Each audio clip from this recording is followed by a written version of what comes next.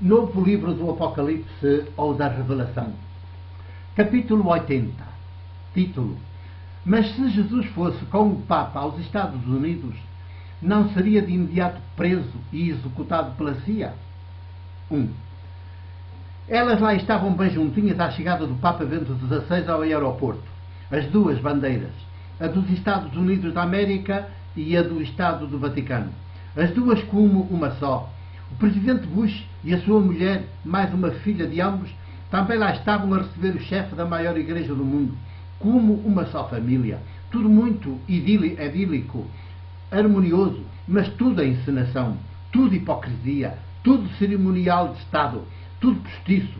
Depois disto, o que quer que o Papa diga e faça nesta sua visita de 6 dias aos Estados Unidos está viciado à partida. As imagens da encenação à chegada correram ao mundo e, na força do seu simbolismo, dizem que as duas potências são como uma só. 2. Não creio que tenha sido descuido por parte da diplomacia da Cúria Romana.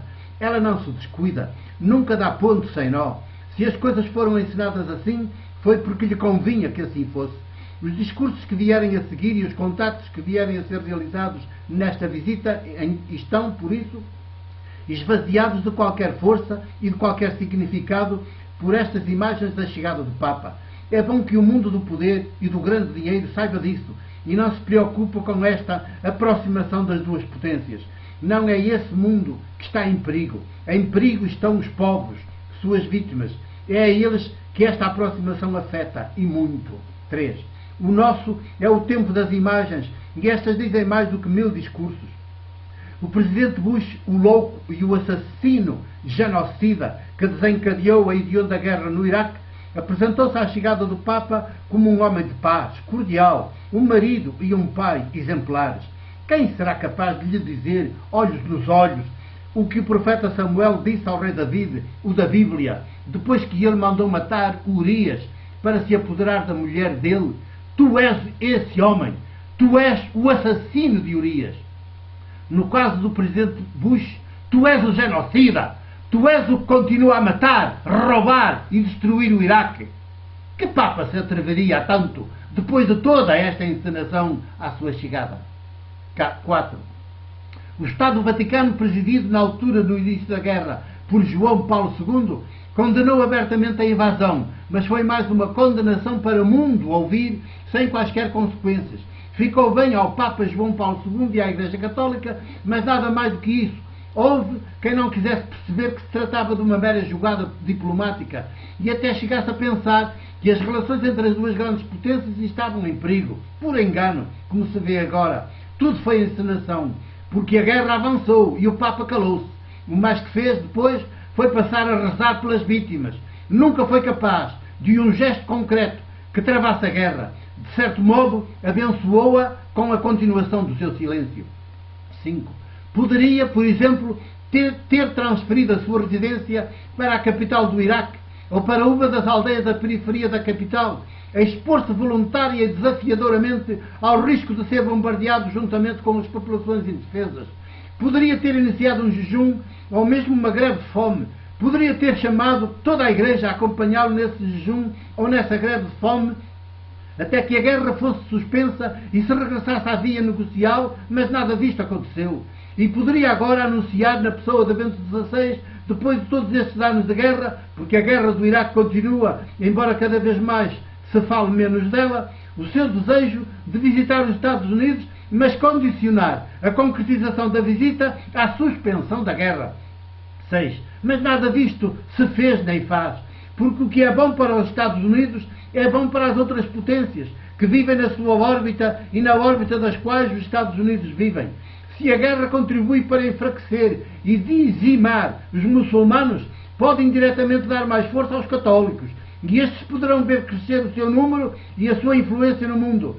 Se dúvidas houvesse de que, apesar daquela momentânea discordância entre o Papa de Roma e o Presidente dos Estados Unidos, o entendimento e a união entre ambas as potências continuavam perfeitos, esta visita de 6 dias, iniciada com todo este protocolo tão em família e tão cheio de mesuras e salamaleques, aí está a desfazê-las. Digo-o com dor, mas alguém consegue conceber sequer a hipótese de que pudesse ser de outro jeito?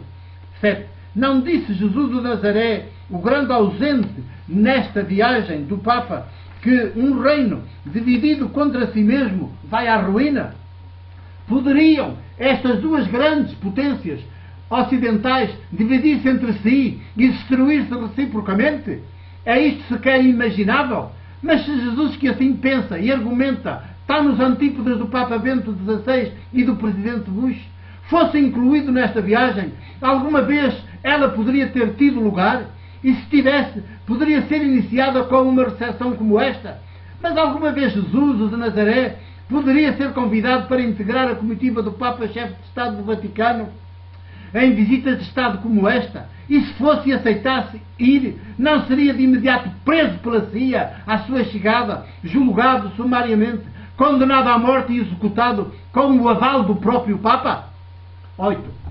Quantos norte-americanos condenados à morte pelos respectivos tribunais é que o Presidente Bush já não fez executar da cadeira elétrica ou com a injeção letal durante os seus 2 mandatos? Não teria Jesus a mesma sorte se hoje vivesse nos Estados Unidos e protagonizasse práticas políticas maióticas, subversivas e conspirativas como as que realizou vai para 2000 anos no seu pequeno país? Matar, roubar e destruir não é a grande especialidade do império, de qualquer império, mesmo que já esteja em decadência como este de Bush? O império não diz sempre: quem não é por mim já é contra mim, e aos que estão contra ele o império não os mata? 9. O Papa, uma vez em solo norte-americano, confessa-se envergonhado com os crimes de pedofilia de milhares de padres católicos e até de alguns bispos. Fica-lhe bem, mas até essa sua postura é protocolar e hipócrita, porque não tem a audácia, muito menos a lucidez, de dizer que se sente envergonhado com a lei eclesiástica do celibato obrigatório para os padres e para os bispos.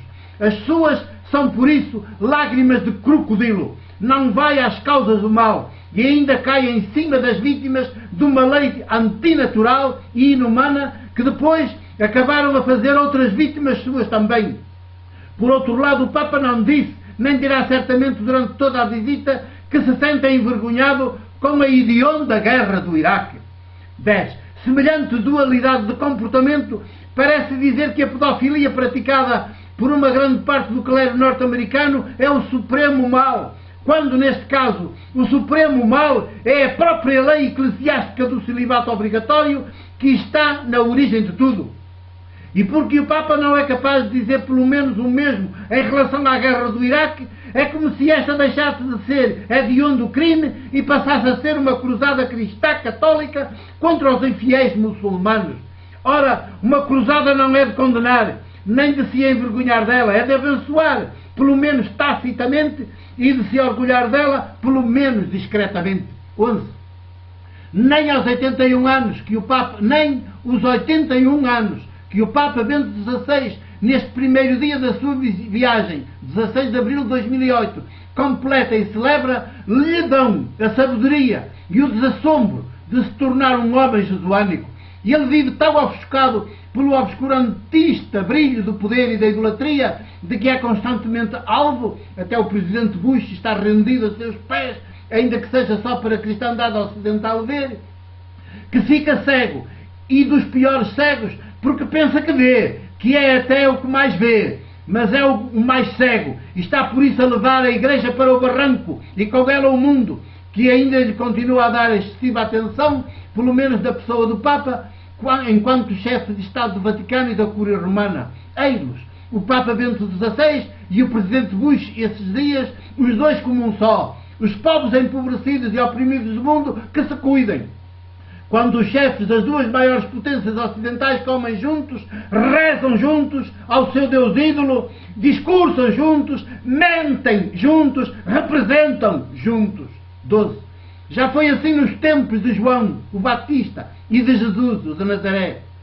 Então Herodes, pequeno rei com tudo de tirânico, atraiu a si Herodia de mulher de seu irmão. Juntou poder com poder. E porque essa espúria e idolátrica aliança anunciava ainda mais opressão e exploração e mais desgraças para o povo, já de si tão oprimido e deprimido, esgotado com tantos impostos e com tanta violência, João o Batista, que também era profeta, por isso via, não era cego, não fez como hoje o Papa Bento XVI perante Bush. Foi pessoalmente ao palácio do rei dizer-lhe olhos nos olhos que não lhe era permitido levar por diante uma tal aliança. Herodes estremeceu perante este homem desarmado e mandou metê-lo na cadeia. O poder é assim, cruel e sádico, incapaz de conversão.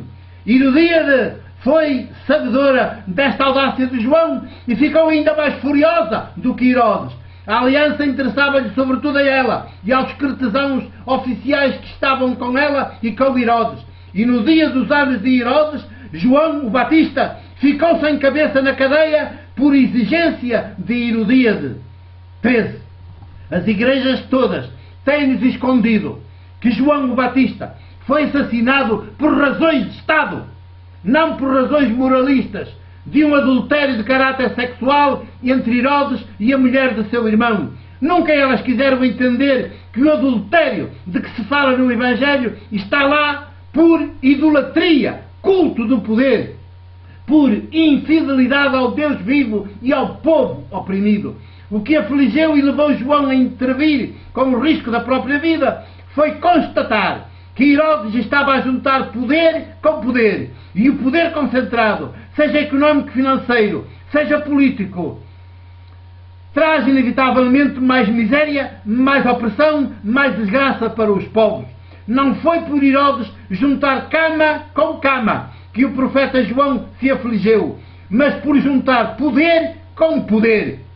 A denúncia desse adultério, dessa idolatria, custou-lhe a vida, precisamente no dia de aniversário de Herodes e por exigência de Herodíade. 14. Também esta aliança, este adultério, esta idolatria entre o Papa Bento XVI e o Presidente Bush, no dia em que aquele faz hoje 81 anos de idade, por isso, uma aliança entre o Estado do Vaticano e o Império Norte-Americano vai nesta mesma linha. O poder das grandes potências concentra-se, entende-se, casa-se. E dessa sua aliança, só pode resultar mais opressão e mais tirania, mais moralismo, mais guerra, mais genocídio, mais cadáveres sobre a terra, mais destruição. Ou os povos acordam e viram as costas aos poderosos, resistem-lhes ativamente, ou estão-lhes cada vez mais no papo.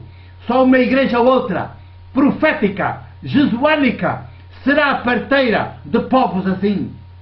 Mas quem está disponível para lhe dar corpo como o seu próprio corpo? Mas quem está disponível para lhe dar corpo como o seu próprio corpo? Quem está disponível para ser Jesus hoje e aqui? 2008, abril 16. O meu abraço e o meu beijo de presbítero da Igreja.